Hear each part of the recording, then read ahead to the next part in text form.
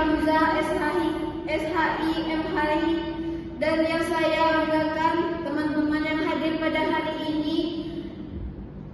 Puja puji syukur kehadiran Allah Subhanahu wa taala, atas berkat beliau kita dapat hadir pada hari ini. Baiklah, sebelum memulai ceramah, izinkan saya memperkenalkan diri terlebih dahulu.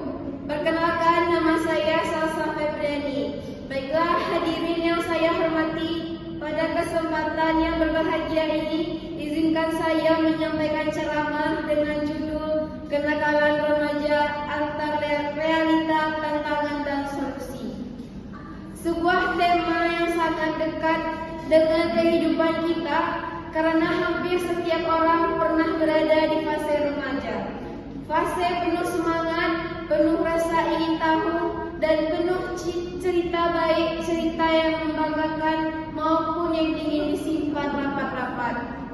Hadirin sekalian, remaja adalah masa peralihan dari anak-anak menuju dewasa. Di masa ini, seseorang yang sedang mencari jati diri, ingin diakui, ingin dianggap hebat, dan ingin didengar pendapatnya. Namun sayangnya, dalam proses pencarian jati diri tersebut, tidak sedikit remaja yang mengambil jalan yang keliru, sehingga muncullah berbagai bentuk kenakalan remaja. Kenakalan remaja bukan hanya soal tawuran atau bolos sekolah.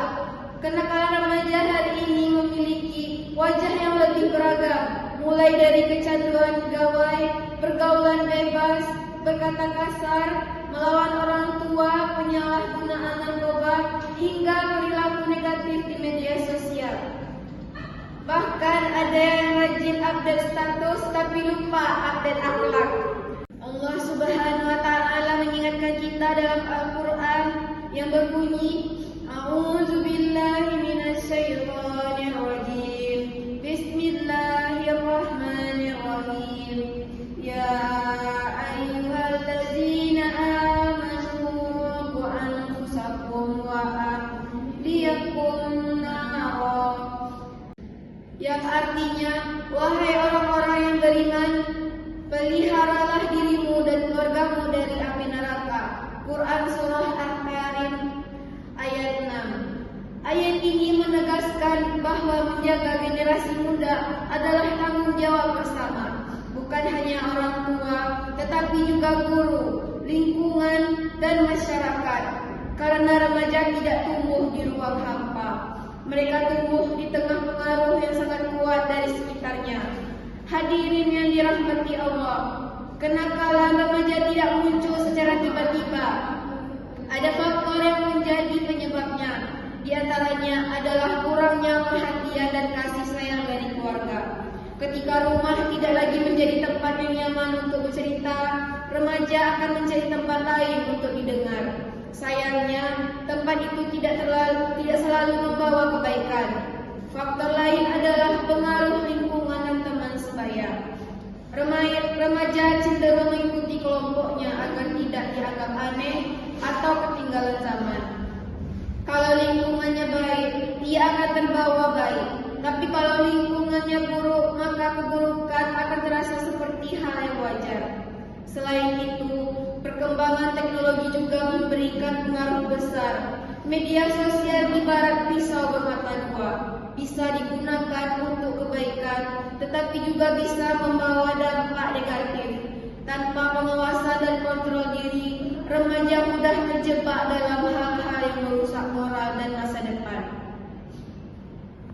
Rasulullah Shallallahu Alaihi Wasallam bersabda, yang artinya, setiap kalian adalah pemimpin dan setiap kalian akan dimintai pertanggungjawaban atas yang dipimpinnya. Hadis surah Bukhari dan Muslim. Hadis ini mengingatkan kita bahwa setiap orang memiliki peran. Orang tua memimpin keluarga, guru memimpin murid, dan remaja pun memimpin dirinya sendiri. Artinya, remaja juga harus belajar bertanggung jawab atas pilihan hidupnya. Hadirin sekalian, seringkali kenakalan remaja dipandang hanya sebagai masalah disiplin, padahal lebih dari itu. Kenakalan remaja adalah tanda adanya kebutuhan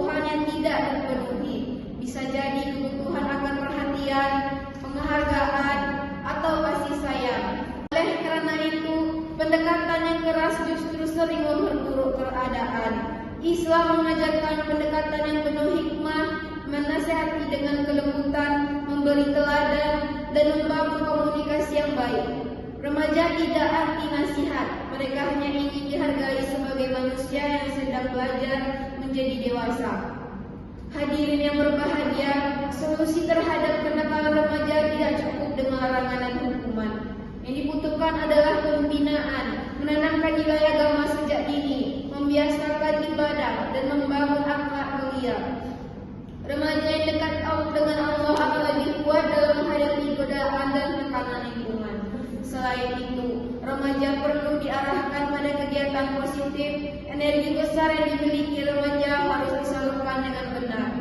Jika tidak, energi itu tidak akan mencari jalannya sendiri dan seringkali jalannya salah. Oleh karena itu, belajar, berorganisasi, berolahraga, dan berkarya adalah benteng dari kenakalan.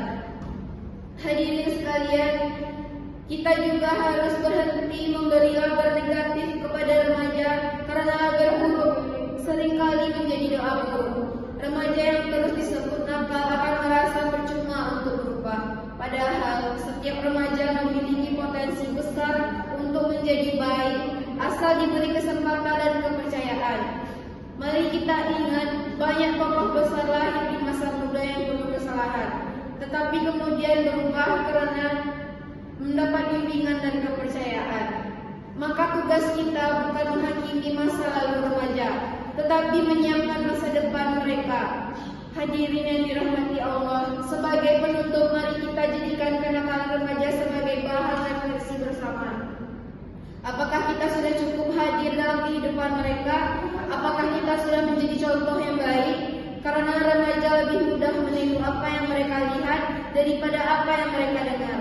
Akhir kata, semoga Allah Subhanahu wa Ta'ala membimbing generasi muda kita agar tumbuh menjadi pribadi yang beriman, berilmu, berakhlak. Semoga mereka mampu menjadi kebanggaan keluarga, agama, dan bangsa. Sekian ceramah saya. Apabila ada kurangnya,